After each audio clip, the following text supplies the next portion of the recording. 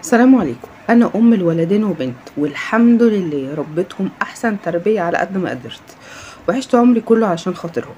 ابني الكبير اتجوز من حوالي 3 سنين ومراته بنت كويسه كده من بيت محترم، بس بصراحه دماغها ناشفه شويه، يعني بتحب كده تبقى هي صاحبه الكلمه في البيت.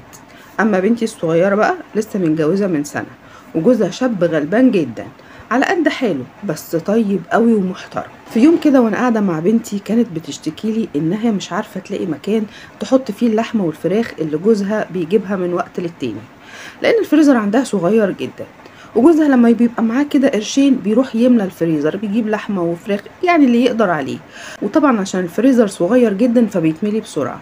وقتها بقى خطر في بالي حاجه بسيطه جدا، وقلت لنفسي مرات ابني عندها فريزر كبير 5 ادراج، وانا كل لما اروح عندهم الاقي الفريزر فاضي مفهوش حتى حته لحمه توحد ربنا، يبقى ليه ما نستفدش بيه بدل ما هو مركون كده ومفهوش اي حاجه وفاضي. قمت بقى تاني يوم رحت زيارة عند ابني وقعدت معاهم كده شوية، وسألتها بلطف قلت لها يا بنتي الفريزر اللي عندك ده شغال؟ قالت لي اه شغال يا طنط، بس بصراحة ما بحطش فيه حاجة خالص لان احنا مش بنخزن اكل. قلت لها طيب ما تبعتيه لبنتي شويه، هي محتاجه الفريزر، عندها حاجات كده ومش عارفه تحطها فين، تستخدمه بس شويه لحد ما ربنا يفرجها عليها.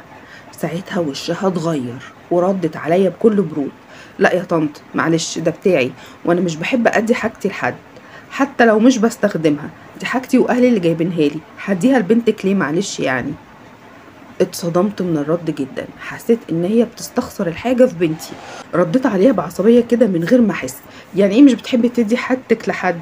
دي بنتي يعني اخت جوزك، يعني زيها زيك بالظبط، انتوا الاتنين زي بعض وانتوا الاتنين اخوات، ايه المشكله لما تساعديها؟ قالت لي بس برضو دي حاجتي انا الخاصه وانا حره فيها، مش هديها لحد، ولو سمحتي ما تطلبيش مني الطلب ده تاني. الكلمه دي وجعتني قوي، حسيت بقى ان هي بتغلط فيا جامد. قمت كده بقى وانا زعلانه وغضبانه وقلت لها خلاص لسانك ما يخاطبش لساني ابدا، طالما كده بتستخسري الحاجه في بنتي، وسبت البيت ومشيت. من اليوم ده بقى وانا مقاطعاها خالص، لا بكلمها ولا بروح عندهم.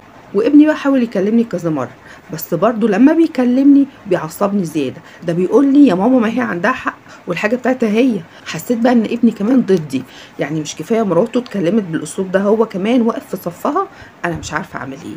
فضلت ايام بقى طويله زعلانه جدا ومقهوره على بنتي علشان مش عايزه تديها الديب فريزر بتاعها، دموعي مش بتنشف على خدي. وفضلت ايام طويله زعلانه بقى ومقهوره وزعلانه على بنتي، ازاي ما ترضاش تديها الديب فريزر بتاعها وتساعدها وتقف جنبها شويه، دموعي ما نشفتش من على خدي.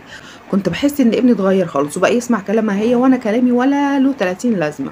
ده انا اللي كنت بقف في ظهره وبسنده زمان، دلوقتي بقيت ولا حاجه في حياته. ابني بقى كل شويه يتصل عليا يقول لي يا ماما انا زعلان جدا ان انت ما بتخشيش بيتي، انا بجد مش عارفه اقول لك ايه ولا اعمل لك ايه، انت ليه بتتصرفي كده؟